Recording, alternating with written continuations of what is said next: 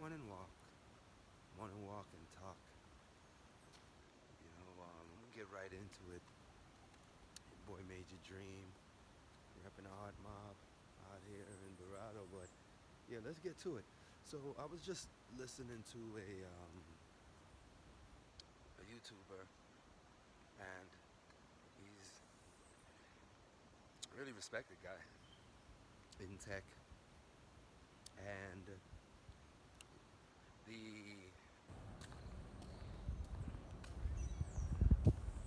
what is it? The title was why diversity in tech won't work, or something to that effect. And he sitting there talking about it now. He's a Google lead for years, and he was just talking about how in this day and age, how putting something like a using gender, not even gender, um, identity politics to get people into tech and give tech jobs and specifically look for black, brown, or female, or gay, or what have you. And he was just saying like how that's not gonna work. And I was like, he, and it made me want to think about it because he's Asian, so by all rights he's a minority, and he is a tech, entrepreneur and successful tech guy. So I'm like, wow, why and what? What's his interest in this kind of narrative? Because I know me, I always tell people, listen, if you aren't coding your future, somebody else is going to be.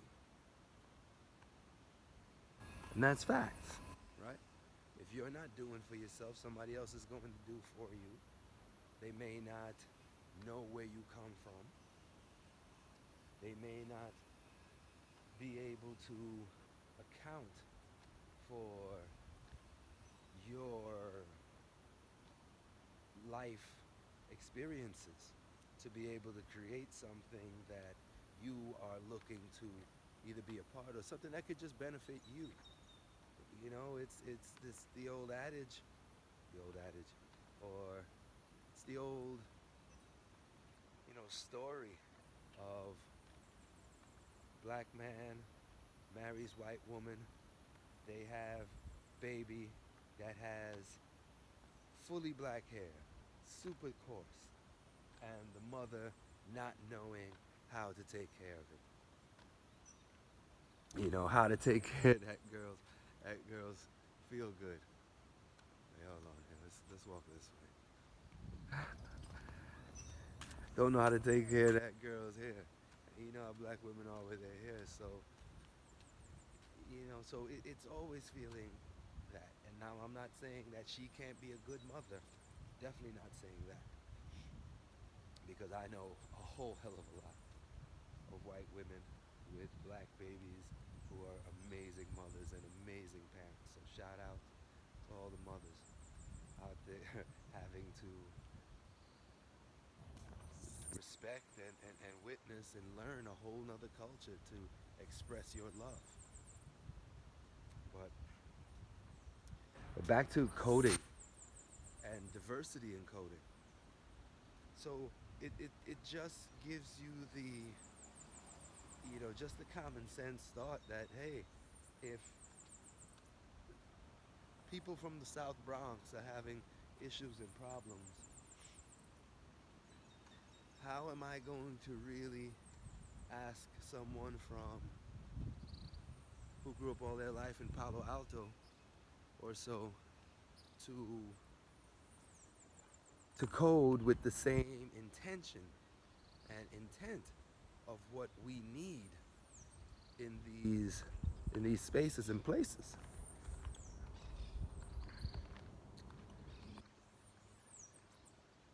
because I feel like I'm a rational person, and most of my theses that I walk through in life and that I create in life are really steeped in some rationale. And then, you know, my little major sprinkle on top of it. But there's some rationale behind it. All right. So I definitely want more diversity, or more representation is probably even more the case, because the more I listen to him, the more I realize and I get what he's really focusing on and talking about. And it's really, again, the political aspect of it and using the identity politics. And because in general, people aren't as sophisticated in their thought process. So you hear a black creator say, I want to work with black women. And why can't she have that?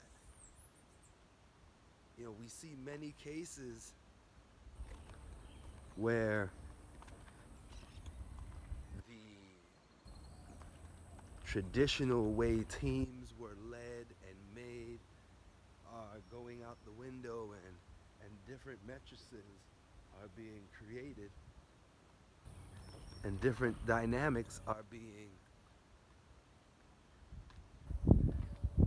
made to look not just novel but normal. And you look at a woman like, and in a different industry, but Issa Rae, and her going from just a YouTube awkward black girl given those moments to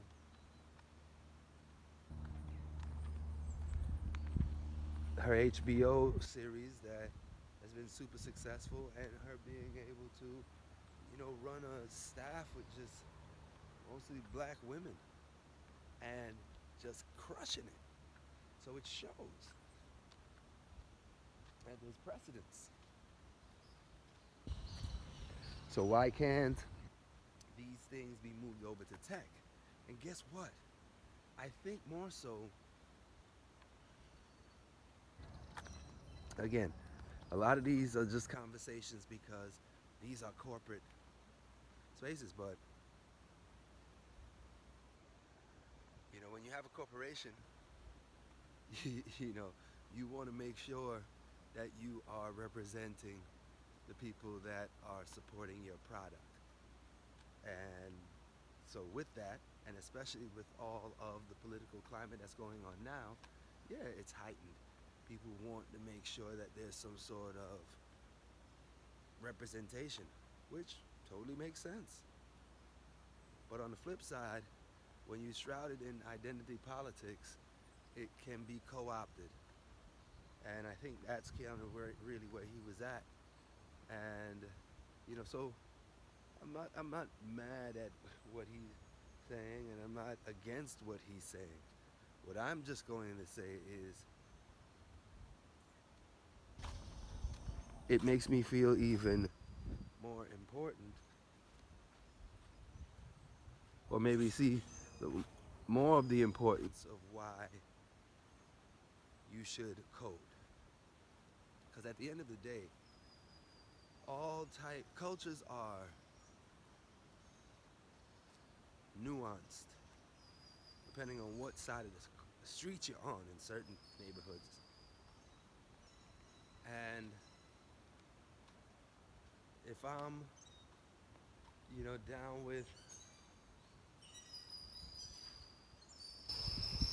one neighborhood, and we are from the mountains, I can't make something for the people who from the other neighborhood that lives on the sea, and without bringing somebody from the sea up to integrate them in. And that right there is the biggest key. So if I have look, you can't tell me that there's Chinese people Asian people that know Jamaican culture better than me, right? Until you meet a Chinese person that knows Jamaican culture better than you. And but I know that because I grow up with Chinese people in Jamaica that are more Jamaican than me. So perspective matters. If people don't have perspective, they can't make decisions for folks. I mean, it's so hard to get past that. But when you are overtly utilizing identity politics to push an agenda, then you start to work into murky waters. And I feel that's kind of where he's getting. Yes, there needs to be we now want to make sure that everybody is feeling comfortable. Well, guess what? When power structures are shifting and changing, there's a lot of discomfort that's going to go on. This, at the end of the day, is a disruptive technology. And the people that are going to be in it are also going to be a bit disruptive and make people feel a bit more uncomfortable. But with that being said, I think there's always a happy medium to go about. I don't feel that, and I don't feel that any development team should be all anything. You know, so with that, yeah, I definitely can see his point of view. I won't go with his, his opening thesis or his actual uh, title because we do need diversity, but I also don't feel we need forced diversity. I feel that diversity isn't a look, an image. Yeah, that gives you a certain amount of optics. But at the end of the day, diversity is perspective. We got to figure out how to really look at somebody's diverse background and really be able to see, oh, they went to 3, 4 different schools. One was an Ivy League for a year, the other one was a community college for a year, and the other one was, a nice liberal arts school for 2 years and graduated. Oh my gosh, what does that mean? They got that. Be able to kind of use the metadata for more than just the images. But that's my thoughts. Outside of all of that, make sure that you look to see where you could be in tech. You don't have to be in code. Tech is huge. I'm in tech. So it's huge. So stay creative. Don't be discouraged. Don't look for handouts. Make sure you're always providing value. And just know that, look, your culture is super important. So make sure you learn how to mint your culture. Make sure you learn how to use a blockchain. Make sure you learn how to build generational wealth for you and your family. Build up your mind. Major dream. I mean, as you can clearly see, I'm out. We outside.